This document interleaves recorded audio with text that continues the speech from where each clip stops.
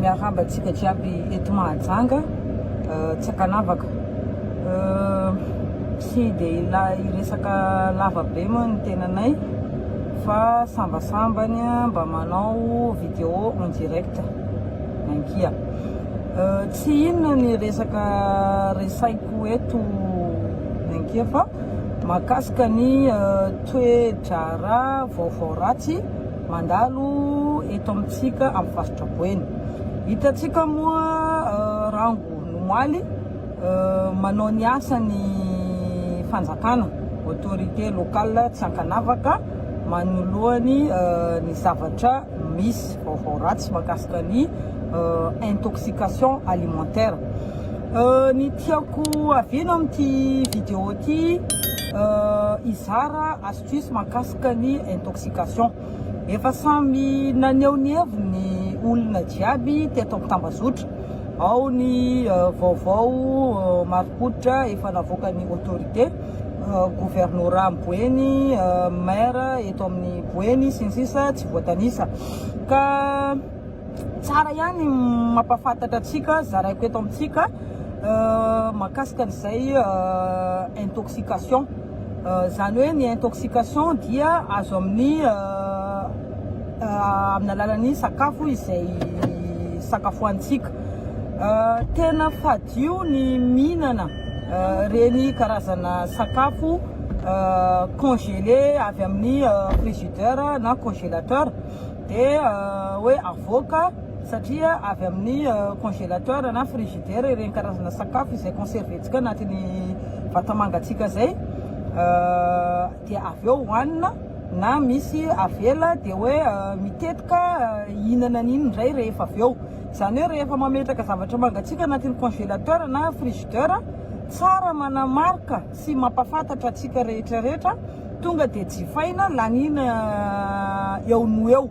Fa tsy tsara ny mametraka n'ireny karazana sakafo reny ao anatin'ny frigidaire de rehefa avy eo misametrana de rehefa avy eo miala ny dégivre de averina indray mandeha fangatsikana anatin'ny frigidaire na congélateur de rehefa avy eo any afaka raha andro koa miverina misakafo an'izy iny. Tsara marina fa matetika izy iny miteraka izay karazana intoxication alimentaire ny vatantsika olombelona nefany tsy mazaka an'izy ireny. Misy karazan'olona tsy mazaka ny sakafo izay ampangatsikana anatin'ny frigidaire de rehefa avy eo hoanina, ohatra hoe karazana filao, hena. Misy olona tena tsy mazaka an'ireny na de tsy ho apetraka andro ray andro roa anatin'ny frigidaire fa rehefa avy mangatsika fotsiny de tsy zakany kibontsika olombelona. Indraindray misy ny olona tena sarobidy fragile be amin'ny karazana sakafo mangatsika de avy eo andrahoana aloky de hoanina. Ka efa hitatsika iny toedrara miparitaka eraka ny faritra makasika ny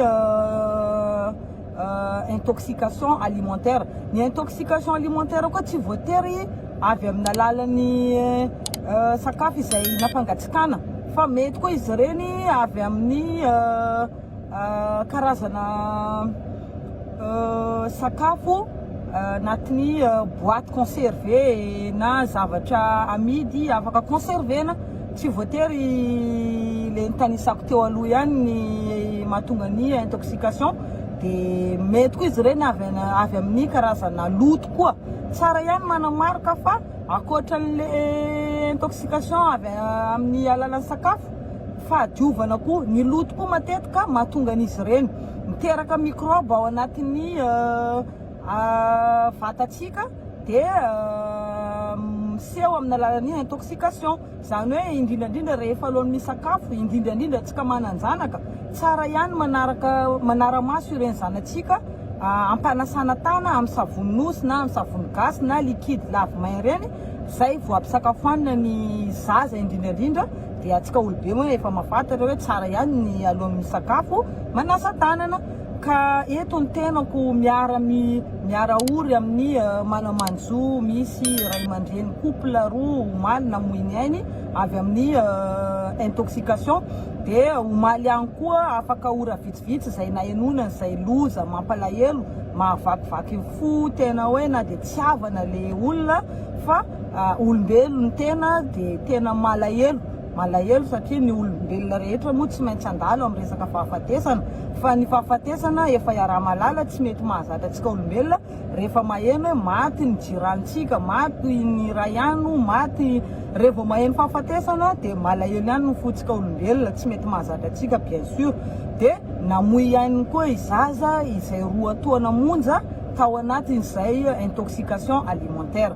Tsara ihany manapirofo atsika sy mampafantatra atsika ary ihany ny toromarika izay zarainy tambazotra marim-pototra sy ireo noty avoakany autorité amin'ny ora iresako zao androany larobia tamin'ny sivy teo efa nidina ny fotony ireo autorité locale manao ny asany ka tsara ihany koa tsika manaraka vaovao izay mety hivoaka androany any amin'ny télé na radio mihaino tsara tsika ireo toromarika sy vaovao mety ho ambarany radio na télé eto amin'ny faritra Boeny.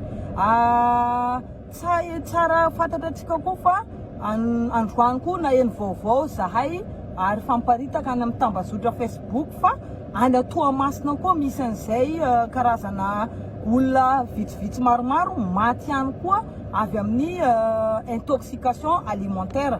Ka tsara re mampandre mampafantatra atsika jiaby tsy ankanavaka mitandrema dia manatona tobim-pahasalamana dia mihaino vaovao sy ny toromarika omen'ireo autorité locale makasika ny fahasalamana indrindrandrindra io resaka intoxication alimentaire. Dia aza manao dokotera ny tena re tompoko tena fadio aleo misoroka toy izay mitsabo dia courage atsika tsy mora zany mareny loza mandalo tatoato zay fa tena mampalahelo dia mirary soa ho atsika rehetra ho lavitra ny loza dia courage atsika dia mirary fahasalamana ho an'izay tsy salama dia samy ho tahindrana dia bisou mankahery ny vahoaka rehetrarehetra mpanaraka tambazotra Facebook.